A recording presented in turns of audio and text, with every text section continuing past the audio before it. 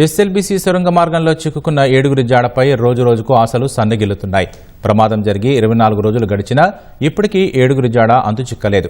అనుమానిత ప్రాంతాలైన D1, D2లో సహాయ సిబ్బంది విస్తృతంగా తవ్వకాలు చేపడుతున్నారు. అక్కడి మట్టిని ఎప్పటికప్పుడు తోడేస్తున్నారు. జేసీబీలు అక్కడికి చేరుకోవడంతో మట్టి తవ్వకం వేగిరమైంది. నిరంతరాయంగా ప్రవహిస్తున్న ఊటనీరు సహాయక చర్యలకు ఆటంకంగా మారుతోంది. ప్రమాదం జరిగిన ప్రాంతం నుంచి సుమారు 30 మీటర్ల వరకు సహాయక చర్యలు చేపట్టేందుకు సిబ్బంది భయపడుతున్నారు. పైనుంచి మరోసారి మట్టి కుప్పకూలే ప్రమాదం ఉండడంతో సహాయక చర్యలు చేపట్టేందుకు వెనకాడుతున్నారు.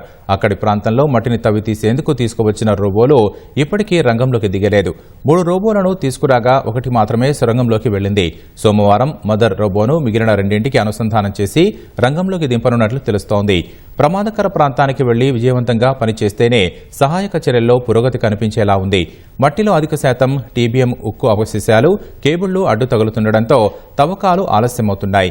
కేరళ నుంచి తెచ్చిన కాడవర్ డాగ్స్ చూపించిన అనుమానిత ప్రాంతాల్లో తవ్వినా ఇప్పటికీ ఎవరి జాడా చిక్కలేదు. ఎంత లోతుకు తవ్వితే వారి ఆచూకీ బయటపడుతుందో ఎవరికీ తెలియట్లేదు.